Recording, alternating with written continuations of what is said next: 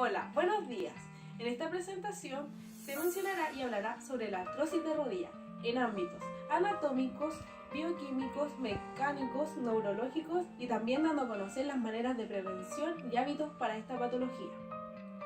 Bueno, nuestro grupo se constituye por Juan Pablo Bastidas, Luis Buenchulao, Katia Faúndez y quien les habla, Javiera Toro.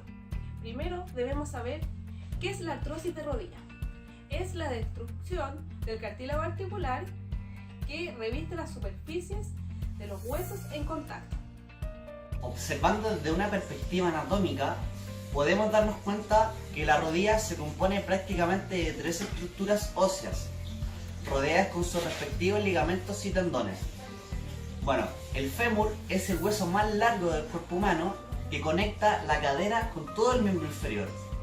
La rótula o la patela es un hueso sesamoideo que se ubica hacia anterior en la rodilla, y la tibia que conecta el pie con el muslo. Imaginando una pierna derecha, podemos apreciar una serie de ligamentos. Los ligamentos cruzados, tanto posteriores como anteriores, se encuentran ubicados entre los cóndilos mediales y laterales de ambos fémures, y hacia los extremos condilares se proyectan ligamentos colaterales mediales y laterales respectivamente. Todas estas estructuras descansan sobre unas láminas fibrocartilaginosas llamadas meniscos. La articulación de rodilla es la más grande del cuerpo humano y una de las más importantes, pues constituye el punto de unión y de comunicación entre el muslo y la rodilla. Bueno, la rodilla a la vez está formada por tres tipos de articulaciones: la articulación femoropatelar o femororotuliana, sinovial de tipo tropiar, y la articulación femorotibial, medial y lateral, sinoviales, ambas de tipo condilar. Bueno, cabe destacar que el peroné no es parte de la articulación de la rodilla, pues en ningún caso tiene contacto con estas superficies articulares, pues solamente se articula con la tibia. Bueno, como ya sabemos, la artrosis de rodilla es la pérdida del cartílago de la superficie articular que lleva a la exposición del hueso subcondral.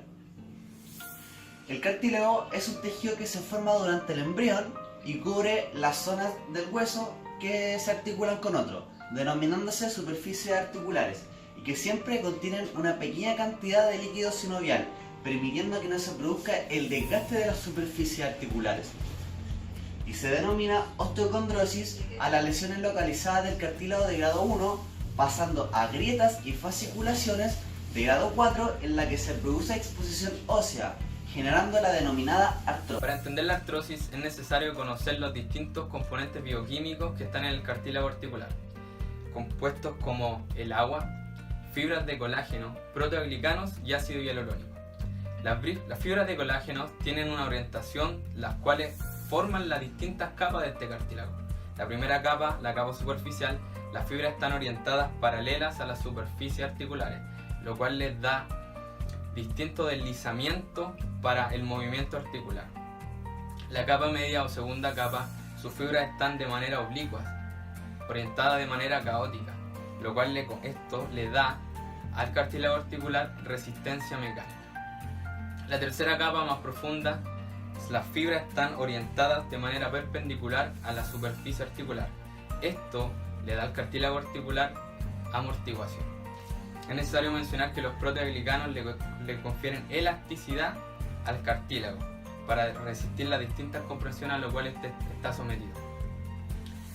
Es necesario decir también que lo que está asociado a la degradación de este cartílago o a la destrucción de este cartílago es la edad, y son unas distintas enzimas las que se encargan de la degradación de estos productos. Enzimas como la metaloproteasa, la MMP13 y la adamalicina. Estas enzimas degradan los distintos componentes de la matriz extracelular y también a los proteoglicanos. También es necesario mencionar que el cartílago articular no se puede regenerar porque perdió esa capacidad al no tener condroblastos en el pericondrio. No poseen los cartílagos articulares, no poseen pericondrio, por lo cual no se pueden regenerar a medida que avance la edad. Al contrario, como ya mencionamos, se están degradando a través de esta enzima. Como ya sabemos, el cartílago articular es dinámico. En el caso de la rodilla facilita movimientos de flexo-extensión. pero también cumple una función aún más importante, que es el soporte del peso corporal en este. Pero ¿qué pasa con las personas con obesidad o sobrepeso? La carga aplicada sobre la superficie articular de la rodilla, donde está el cartílago, se ve aumentada, lo que produce una compresión excesiva sobre el cartílago articular, disminuyendo su área, aumentando la presión, a lo cual el cartílago responde secretando enzimas degradativas que comienzan a destruir el cartílago articular. Esto explica el factor de riesgo del sobrepeso. Lo que produce es entonces que al aumentar la carga sobre al aumentar la fuerza, se empieza a destruir por un aumento de carga sobre el cartílago articular. Lo que produce la artrosis es rigidez articular, deformación progresiva de la rodilla y también incapacidad funcional como caminar o ponerse de pie. Y el síntoma más grande de esto es el dolor. Pero ¿cómo se produce el dolor? Cuando llega el estímulo a las neuronas sensoriales del sistema nervioso periférico, estas neuronas viajan hasta el ganglio de la raíz dorsal. Ahí hacen sinapsis con la neurona posináptica. Esta neurona posináptica viaja hasta la médula espinal, haciendo una sinapsis contralateral que lleva el potencial hasta el tálamo. Y del tálamo es derivado a la corteza somatosensorial, que es la encargada de decir de dónde produce el dolor. ¿Cómo sucede esto? En la médula espinal tenemos receptores glutamatérgicos. El glutamato es el neurotransmisor excitatorio del sistema nervioso central. Cuando la neurona posináptica despolariza a la neurona 1, esta neurona 1 se empieza a despolarizar por las diferentes cargas de concentraciones a través de los iones. Se despolariza y llega hasta el terminal sináptico. Ahí encontraremos unos canales que son sensibles al voltaje, que son de calcio. Este calcio entra y gatilla la fusión de la sinaptotacmina con las proteínas SNAR. Estas proteínas son las encargadas de la fusión de la vesícula con la membrana, para que la vesícula haga exocitosis y libere el neurotransmisor a la hendidura sináptica. Cuando el glutamato es liberado a la hendidura sináptica, se junta con los receptores, haciendo que la siguiente neurona se despolarice y así viaja al potencial. ¿Qué sucede? Cuando el glutamato es liberado y pasa todo este proceso, el tálamo es el encargado de decirle a la amígdala que libere neurotransmisores para inhibir esta sinapsis entre el glutamato, para que deje de ser un potencial posináptico excitatorio. Cuando el glutamato sube mucho su concentración, estos neurotransmisores bajan, haciendo que el glutamato se encuentre en mayor concentración en la hendidura sináptica. Si el glutamato se encuentra en mayor concentración en la hendidura sináptica, para que esto se salga de la hendidura sináptica, los astrocitos tienen unos canales llamados GLUT1, que son los encargados de quitar este glutamato de la hendidura sináptica. Cuando el glutamato sube mucho su concentración, bajan estos canales, haciendo que el glutamato siga ahí en la hendidura sináptica, sobreexcitando a la siguiente neurona. ¿Qué produce esto? Que cuando el glutamato es independiente de si se encuentra en mucha o en baja concentración, la siguiente neurona se despolariza igual, haciendo que el dolor se produzca todo el tiempo.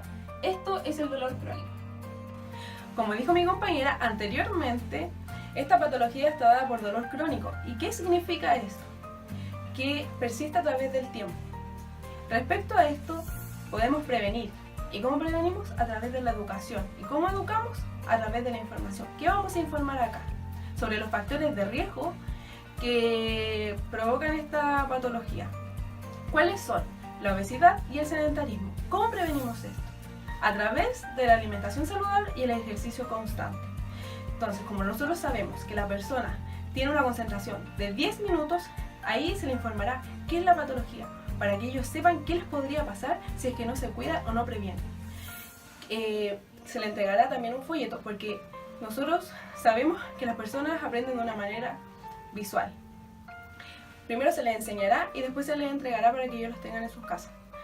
Ya, primero se les mostrará cuánta es la cantidad de azúcar que tiene cada alimento, de mayor a menor.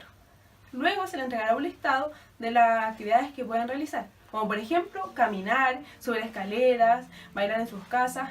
No necesariamente tienen que tener dinero para poder realizarlas, sino pueden salir a las plazas, hacerlo en sus casas, o también ir a comprar el pan, que es una actividad de la vida diaria. Que vayan al negocio más lejano, que se mueren 10 minutos, 30 minutos, ya va a ser un ejercicio constante, que lo hagan 3 veces a la semana, esto igual nos sirve para prevenir. Entonces, ¿qué hacemos con esto? Informamos, prevenimos y mejoramos la calidad de vida de las personas.